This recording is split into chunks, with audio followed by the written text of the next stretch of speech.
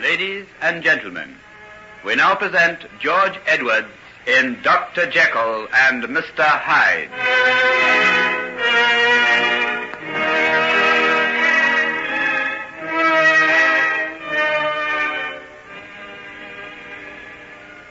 But, Doctor, why can't I see her? I've already told you, Mrs. Peters, that your daughter has had a most serious breakdown. She has to be kept absolutely quiet. If you were to go in and cause one of her attacks of hysteria, I really couldn't answer for the consequences. I can't believe it somehow. She was perfectly well when I saw her that evening. We had supper together. She was worried over you, of course, but as soon as she got your note... Did she tell you what was in it? No. She just read it and said she'd had to go to your house at once and get you something. She didn't say what it was. I think she said something about some medicine. Oh, is that all? That's quite right. I was working on an emergency case and needed a special drug. She went off right away, and that's the last I ever saw of her. I just can't believe it somehow. Mrs. Peters, you must believe me. These things are very terrible, but Helen has been working under terrific pressure for a long while. We never know when the break is going to come, but when it does... Doctor, she'll get well again, won't she? You don't think it might be permanent? It's too early to say, but with quiet and constant care. Couldn't I help to look after her? I'd do everything you tell me to. I can't bear to think that strangers are with her when her own mother... Perhaps in a little while it might be possible, but just at present, only the most skilled nursing and will... she was so happy. If you could have only seen her face when she came and told me you'd asked her to marry you. Oh, please don't speak of that. You can imagine how this terrible sickness of hers affects me. I know. This is a grief we share in common, Henry. Oh, you don't mind if I call you that, do you? Of course not. As Helen's mother, you have every right to. She told me so much about you. And I'd looked forward to the time we'd meet. I never thought that it would be like this. I won't keep you any longer. You've got more than enough to do. If you'll just let me know how she is and when I can come and see her. I'll do that the first moment I think it will be safe. Now come. Let me show you to the door. Would you like me to call you a cab? Oh, no. I haven't far to go. I'm staying with my sister, and she lives quite close to here. Good. Then I can easily get in touch with you if it's necessary. Mama! Good gracious. What's that? I'm afraid you'll have to excuse me. It's Helen. She must be having one of her attacks again. Who? Will you show Mrs. Peters to the door? Yes, Dr. Jekyll. This way, please, madam. But, Doctor, let me... No, you must go at once. I'll have to attend to her myself. Goodbye. This way, please, madam. This way. Here, stop. Where are you going? I'm going upstairs. But you can't. The doctor's orders. I don't care what the doctor said. My child is up there sick, and she's calling for me. It'll take more than you to keep me away from her. Get out of my way. But Get out of my way, I said. Oh, Dr. Jekyll will be very angry. If you were in my place, what would you do? If I were in your place, madam, I would do exactly as you are doing. So help me, I would. Thank you. And now, will you let me pass?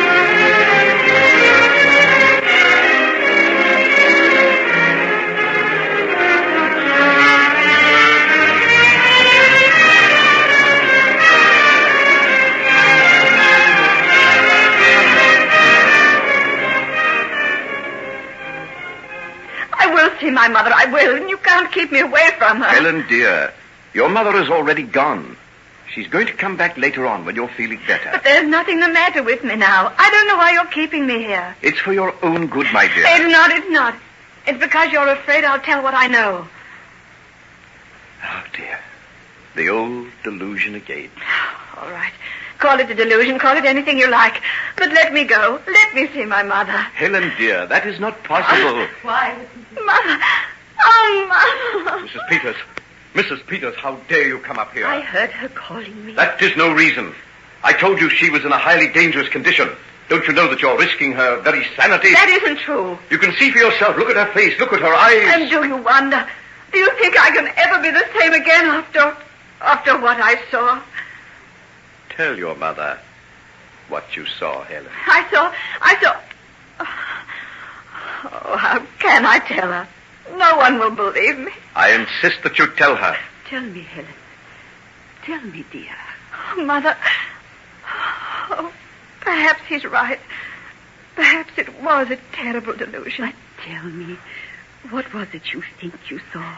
You remember that I got a letter telling me to go to his house and get some medicine? Yes, I remember. I did as he asked and waited for him to come. When the knock came to the door, I opened it. And there on the step I saw, not Henry Jekyll, as I had thought,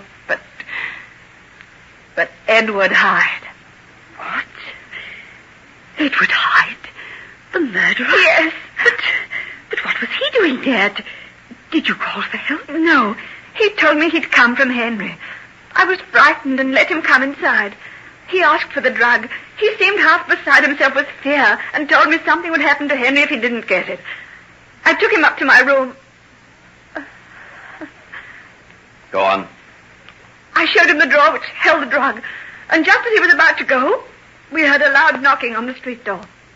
It was the police. The police? Yes, they'd seen him come into the house. They'd been trailing him all afternoon and had now come to arrest him for the murder of Mr. Utterson. Oh, Helen, how terrible. But wait, Mother. I opened the window and called down to them.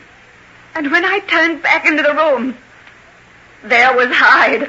I saw it, I tell you, I saw it with my own eyes. What did you see? I saw him rush to the drawer, take out the bottle of red fluid, pour some into a glass, and the white powder. And when it had dissolved, he put it to his lips and drank. I thought it was poison. I rushed forward to seize it from him, but he'd fallen to the floor. I've seen people who've taken strychnine. I've seen epilepsy. But I've never seen anything so terrible as the seizure that he had then. I just stood there, paralyzed with horror. And then he seemed to change. I can't explain it, but his face seemed to swell up and grow black, and his features seemed to melt and alter. His whole body changed before my very eyes. Everything grew black before me. I sprang away and held my hands before my eyes to hide the horror from them. And when I looked again, he'd got up to his feet, was clinging to the edge of the table. And I swear that what I say is true. The man I saw there, gasping for breath, pale and terrible, was Henry Jekyll. Helen, what are you saying? Now will you believe me when I tell you that she is completely unbalanced? I'm not. I saw it, I tell you. Helen, dear, you mustn't upset yourself like this. Oh, Henry, what are we going to do about her? I'll give her another sedative and put her to sleep. Sleep? Sleep? You're always putting me to sleep. Why don't you do the job properly and put me to sleep forever? Helen. Oh, Mother, take me away from here. I'm not mad. If he'll let me go, I'll never tell another living soul what I saw. Helen, my dear, Helen. I'll let you go, my dear, as soon as you are well. As soon as you can persuade me that I imagined it all. I'll never believe that, never. Come now. Take this sleeping draught and rest. You've had far too much excitement, my dear. Yes, take it, Helen. It's for your own good, dear. You too, Mother. You too. Oh, won't anyone believe me? I'm not mad, I tell you. I'm not mad. No, my dear, you're not mad. But you're very, very sick. Oh. Now, calm yourself. Now, just drink this down and go to sleep. I'll let your mother come and see you tomorrow. Come now. That's a good girl. Drink it down. That's a good girl. We'll leave you now, my dear. I want to have a little talk to your mother, and then I will come back. Now, will you be all right? Yes, I'm all right. Nurse will look after you. Come, Mrs. Peters.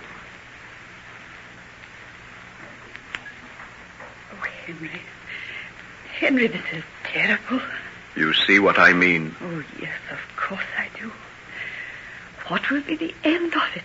I'm hoping that rest and quiet and unremitting care will bring her round. And if not?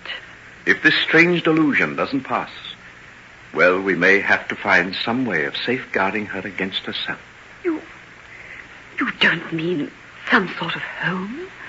Well, it's early to think of that, but it may become necessary. Oh, no, not my lovely sane girl. Don't you think it breaks my heart as much as yours?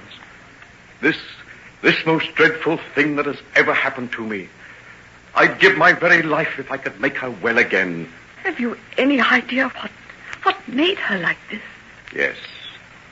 I believe that she did open the door and saw Edward Hyde standing there. After all, we have the evidence of the police that he came to that house that night. And do you think he did something to her? I think that the shock and terror of seeing him there may have unbalanced her. So that's another crime against the name of Edward Hyde. I wonder, is there any punishment terrible enough to fit the sins of such a man? There is a punishment awaiting Edward Hyde.